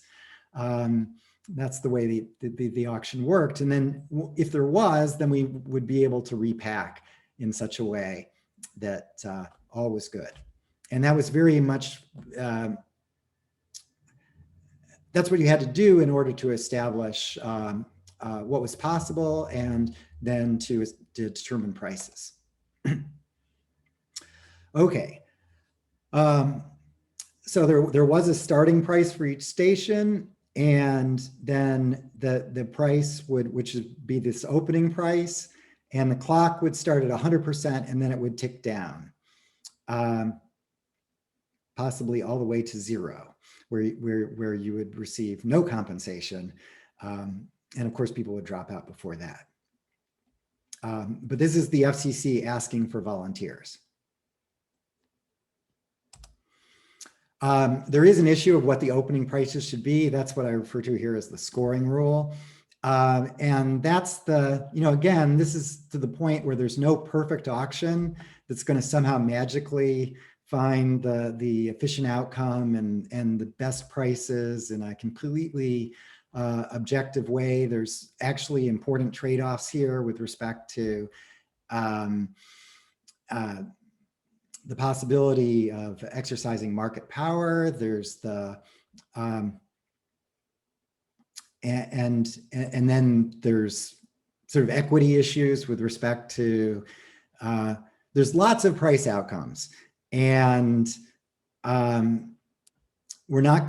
weren't in a world where we could possibly find sort of unique supporting competitive equilibrium prices that guarantee efficiency. There's huge areas of prices that are going to be efficient, and the scoring rule certainly impacts that. Okay, but I'm not going to talk too much about that, given the time. So as I said, we modeled all this. The model was quite complicated. We had, so this is the AWS, the Amazon Web Services, where we had, many tens of servers doing this combinatorial feasibility checking using a variety of algorithms that are all state of the art. But some would work better in particular instances. That's why you would do many different approaches. And then pick the one that then of course, whichever solves first, you're done. Because you can prove, once you've found a feasible solution, it's trivial to prove that it's feasible. Does it satisfy these linear constraints? Yes, done. Okay, so anyway, this is the basic process. I won't go into the details. It is really complicated in terms of the, what the network of constraints are with the thousands of TV stations. I'm sure things are simpler in Germany. If Germany was to decide to do something like this, which would quite possibly be a very good idea, and it would be much simpler. So the bottom line here is the incentive auction. Yes, it was hugely complicated, but it was necessarily complicated because of the nature of the economic problem. And so again, as simple as possible, but not too simple. And this really, they did make every effort to make it simpler. It could have been made a little bit simpler or faster at least. And the way to do that would be they made two mistakes. The first mistake, which the FCC has since corrected, was they had a poor implementation of what we call proxy bidding, where you're expressing your supply curve, right, as a TV broadcaster, and the FCC is starting at a very high price, and so you say, yes, at that very high price, I'm happy to exit, and then dropping down. So what proxy bidding does, but the FCC is just saying, okay, now if I drop the price from 100% to 90%, a 10% drop, do you want to stay in or not? And what a proxy bid does is, it could be, I want to exit at 23%. Okay, we're starting at 100%. We're going to run the clock down. And I know I want to exit at 23%. I'm a single station. I don't care about price discovery. I just know I've done my math. I know this station is worth to me. I've got my content. I've got my little area here. I know it's worth 23% of the opening price. And so what I'd like to do is just say 23%. And then I don't have any interest in going and logging in for months on end. This lasted for almost a full year. And they would have to go in every single day, just about, and every single day when the reverse auction was running, which was a majority of the time, and enter a bid. And if they ever once failed to enter a bid, they would be thrown out of the auction, because that was the default rule that if you did not enter a bid, we assume you're not interested anymore and you're out. And that's problematic because here's this guy, they want to stay into 23% and they can't say 23%. They have to go in every single round and say, oh, 90%, yes, I'm in. 80%, yes, I'm in. 70%, yes, I'm in. And you do this again and again and again, multiple times. And over the course of a year, one mistake and you're out and it's over. And this actually happened. So I lobbied hard for proxy bidding where you'd actually be able to say 23% in round one and then just forget about it. And the 23% would stay there forever. If I wanted to change it, I could later, as long as we haven't blown by the 23%. But so that sort of thing makes huge amounts of sense, but somehow the FCC didn't implement it. They implemented a teeny bit, but in a very difficult way. And so you couldn't say 23%, you could say something no lower than, say, 80%. So it really doesn't do any good. So bidders didn't use that crippled proxy bidding feature. And I don't actually know what the story is, what they were thinking, why is there some advantage to doing what they did, but they fixed it. So not for this auction, but for all subsequent auctions. Now we've got proper proxy bidding. And let me tell you, it is just so wonderful for the bidders, because in this auction right now, we're making great use of it. And it gives us great comfort that we know our bids are in there. We've got guys that are happy to stay in the 23%. And so we just have them bid that, and it works great. Now,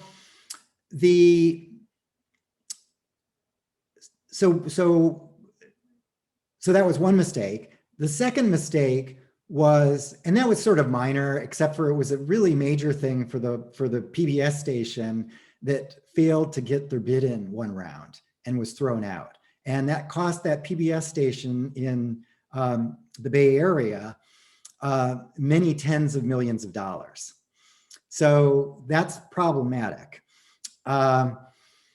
So some mistakes did occur, and they were very, very costly for the parties that made those mistakes, and led to litigation, because of course the PBS station hired what they thought was an expert to place their bids for them. And the expert was basically negligent. And so then we had lawsuits and all this mess. And it was totally unnecessary if you just had, sensible rules. Like I've said all along, market design is about preventing people from doing really stupid things. And so we made good faith effort to get them to change this, but only in subsequent auctions. Now, the second problem was just how long this took. And one way to speed it up would be to have the supply side bid as sealed bid. So you could have the TV broadcasters just have sealed bid. As it was, they very much limited the information that the broadcasters could see. So it was very difficult to make use of that information, either for efficiency reasons or for collusive reasons. And that was their concern, why they limited the information so much. But given that you're going to limit the information so much, and given that almost all of the broadcasters had really very simple economics that they could express quite reasonably in a sealed bid, that would have been one simplification that could have done. And then the auction could have been done in a matter of a couple weeks rather than in nearly a year. So that's the other thing I would do. But otherwise, using the clock approach with the forward and reverse was a very nice, brilliant, simple design that had allowed simple price discovery for both sides and outcome discovery for both sides of the market. So, otherwise everything was wonderful. So those two little things, I view those as sort of minor, and relative to the grand scheme of things. The auction was incredibly successful and should be, replicated and improved upon in future offerings, where we can free up spectrum. TV broadcast is certainly one example, but another good area to claw back some spectrum is military spectrum. So every country has a military that is using spectrum, and a lot of it, and repurposing that military spectrum, some of it, to use for mobile communications would be a really great idea, which is a great segue to the next and final topic of today, which is going to be an open access wireless market, which I'll talk about next. But I do want to say, with respect to the lessons learned here, that again, no auction is going to be perfect, especially one that's highly innovative. So my points are really just minor quibbles to otherwise a amazingly effective and powerful auction that the FCC did. Overall, in spectrum auctions, keep it as simple as possible. Fortunately, the auctions coming forward are more for incremental spectrum, so we can use very simple, powerful clock auctions to auction the spectrum efficiently. And but really, you know, sort of bottom line in spectrum auctions and all auctions is it's so important to encourage participation and to have an effective information policy that limits the possibility of either collusion or corruption. Okay, so now the last 10 minutes, I want to talk about another innovative idea in mobile communications. And this is effectively bringing ideas from electricity. So this photograph is actually the system operator command center in Texas for electricity. So this isn't communications, this is electricity, although she is using a phone. They almost never use their phones now, but this is a few years old. We still used phones.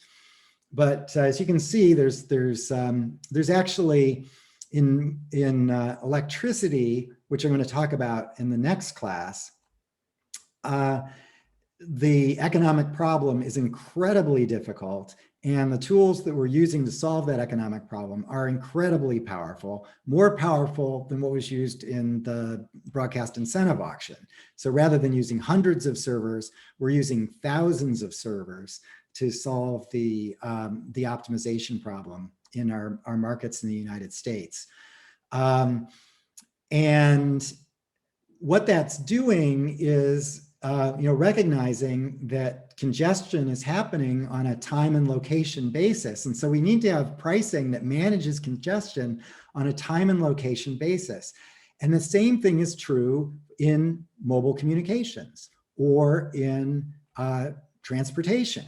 So road transport, so we've got all these networks in today's society that are sometimes congested. And when they are, it's important to manage that congestion. In electricity, we have to manage the congestion or really bad stuff would happen. Lines would melt, equipment would be destroyed. And so that's why we do it, because it's sort of a necessity. In roads and mobile communications, we don't actually we can have congestion and it's not the end of the world. You wait a little bit, it's annoying, it's costly, but it's not the end of the world. And the same thing with mobile communications. If there's congestion, I might lose signal for a moment. Can you hear me now?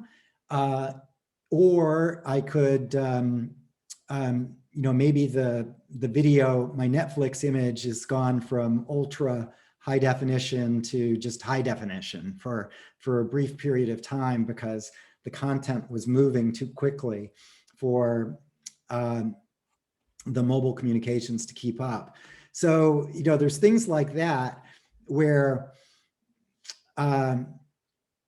it's costly, and it does make sense to price the congestion and manage the congestion through prices, but we don't yet do it. So what I want to say in the last 7 minutes is that, in fact, we can do this in mobile communications. It's a really good idea, and we should do it. And by the way, we should also do it in electricity, which we are doing, and I'll talk about that next. And we should do it in transport, which I'll talk about next class as well. Okay, so the idea here is to take some sliver of the total capacity in the market and allocate that to a open access wireless market, a neutral wholesale market, which we manage just like we manage the electricity market under the requirement of open access, which means that the no capacity can be withheld. And that to the extent there, that means that the price goes down to near zero when there's excess demand, excess supply, but when there's excess demand, the price will rise, and it will rise to the point that manages the congestion so we don't have demand that exceeds capacity. So the way I think about this is as a natural transition from the original, what we say in the US, Ma Bell model of monopoly. You had telecom, every place had a monopoly utility that was providing phone service in the original days. And you remember probably, actually, maybe it's after you were born, but I remember when our monopolist, Ma Bell, owned all the equipment and all the, every phone was made by Ma Bell. It was actually illegal to connect anything that wasn't Ma Bell equipment. So they had a total monopoly, and they extended their monopoly as broadly as they could to all equipment, including all consumer equipment. Then we introduced in 1994 spectrum auctions, which then enabled competition in communications. And that was a wonderful thing. But the reality is the competition is not infinite. In fact, it's not perfect competition. It's an oligopoly.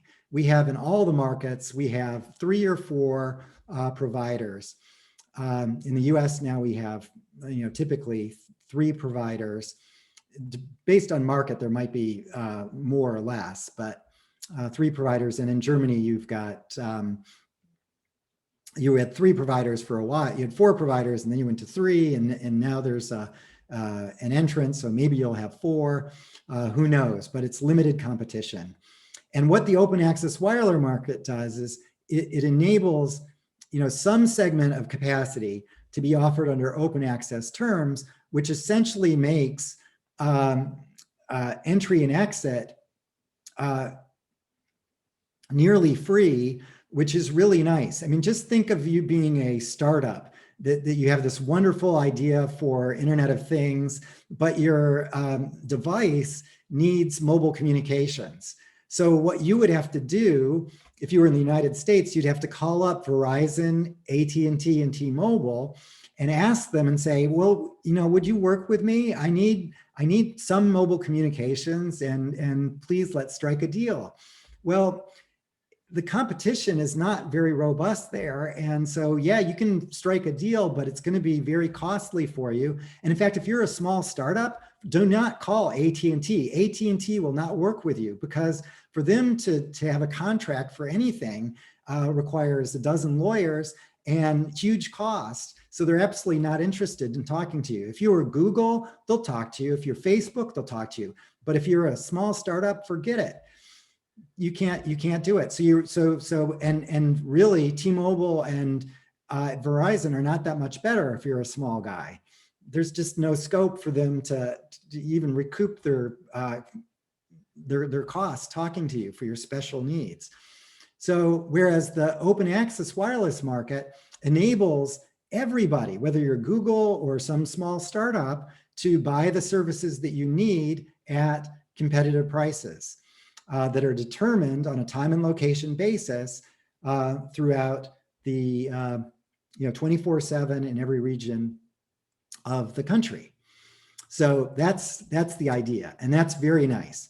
So essentially, we have these proprietary network operators, Verizon, AT&T, T-Mobile, operating alongside this system operator that's managing a wholesale, a neutral wholesale network. And then all the service providers, so we have vertical integration now between the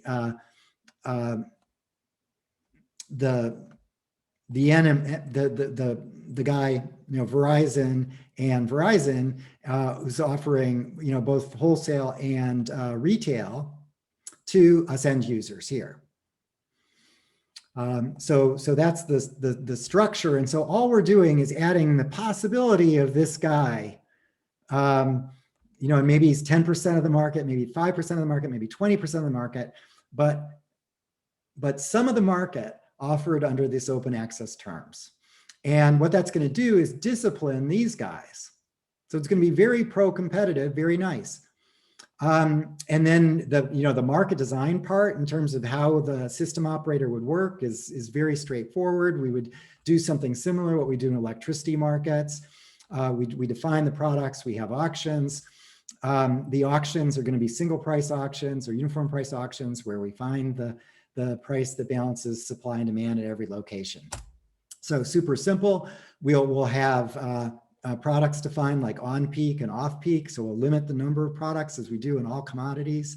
And that works very well. We'll have forward products. So there might be an annual product, a monthly product, an hourly product. And what that does is enable parties to buy forward for planning purposes. And as we talked about, enables the parties also to be in a more balanced position, reducing risk, and most importantly, reducing incentives to exercise market power. So we actually make the market work much better by having this, these stages. And then the idea is you'll take a position initially that makes the most sense for you. And then your information about your demand is going to be refined as you get closer to real time. But then in the real-time market, the market finally becomes not just financial, but financial and physical. And the rule is no physical withholding. So here it is hour by hour in the final end. So we developed this market design. We wrote software to implement the auction design. It's very nice. We had a number of opportunities to implement. And so far, it hasn't been implemented, but I'm still hopeful that it will be. And it's actually, I just talked yesterday to a journalist about an ongoing proposal in the United States, which would actually use some military spectrum for this open access network. So here's a screenshot from the platform. And actually, this is the best screenshot, which shows a modern clock auction where the demand curve is expressed in piecewise linear. So you have a piecewise linear demand curve in this wholesale market, just like we have in electricity. And it's done, this is peak Manhattan. So this is really primo good on a monthly basis. So we might even want to do this with price discovery in a clock. And so that's what's being illustrated here. And right now the FCC is calling for, or the system operator is calling for bid expression between this price and this price. And so you're expressing these guys. This is the proxy bids where you're expressing preferences that are beyond where the price is reached. It's an ascending clock, so the price is just going to go up. And you can see everything is represented by a demand curve, whether you're buying or selling. You're expressing your, so selling is just a negative demand, but it's all expressed in a single demand curve, which is very nice. And, even accommodate short sell. And so this is the way financial securities should be auctioned as well, which is something that we'll talk about on our final class on Friday. So as I said, there's many possible implementations. Mexico is doing something that's probably the closest to this as a way to stimulate competition. In the United States, this should have happened for what's called FirstNet, which is a network that that's provided for public safety. And this would be very natural. But unfortunately, the Department of Commerce did have a procurement bid to find out who would be willing to build this network. And they only accepted a single bidder, which was AT&T. They rejected the bids from everybody else. And they completely ignored competition issues. AT&T is about the last person you'd want to be building this, but that's where we are in the United States, unfortunately. Competition issues were completely ignored. Another good avenue for opportunity here is when, as a merger remedy. So when there's a movement from 4 to 3, this is a very good time. Moving from 4 to 3 is going to reduce competition in the marketplace. The regulator can step in, or the Competition Bureau can step in and say, no, you've got to do something to fix this.